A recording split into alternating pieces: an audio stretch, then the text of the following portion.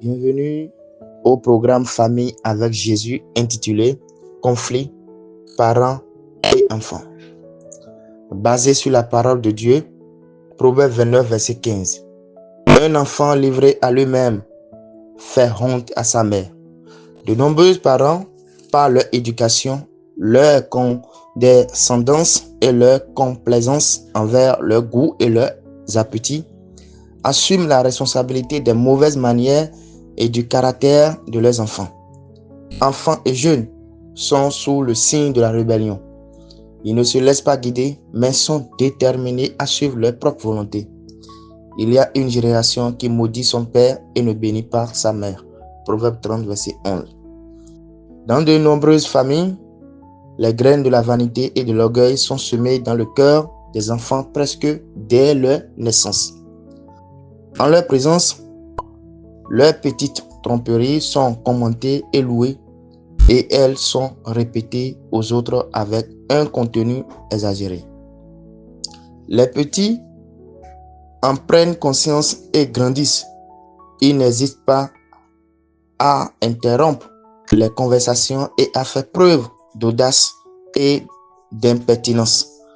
La flatterie et la complaisance alimentent leur vanité et leur entêtement au point que le plus jeune finit par diriger toute la famille, son père et mère compris. Selon Proverbe 17, verset 25, un fils insensé est à charge à son père et une source d'amertume pour celle qui l'a enfanté. Des conflits surgissent parce que les parents ne parviennent pas à encadrer ou à guider correctement leurs enfants. Des milliers d'entre eux développent des caractères déformés avec une morale laxiste et peu préparée aux tâches pratiques de la vie. On les laisse agir selon leurs impulsions, leur temps et leurs facultés mentales.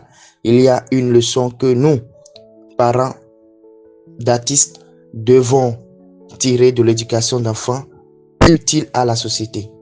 Tout comme l'artiste patient étudie, travaille et élabore des plans pour parfaire le résultat de son œuvre, les parents devraient considérer le temps comme un bienfait à préparer leurs enfants à une vie utile, à bénir l'humanité et à les préparer au royaume immortel. Quelques suggestions pour surmonter les conflits. Une vigilance constante est nécessaire pour que les enfants soient guidés sur les chemins de la justice. La sécurité des enfants dépend grandement de la vigilance et de l'attention des parents. Les parents ne doivent laisser rien les empêcher de donner à leurs enfants tout le temps nécessaire pour comprendre ce que signifie obéir au Seigneur et lui faire entièrement confiance.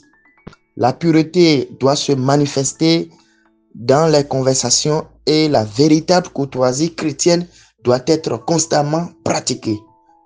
Apprenons aux enfants et aux jeunes à se respecter eux-mêmes, à être fidèles à Dieu, aux bons principes et à obéir à la loi de Dieu.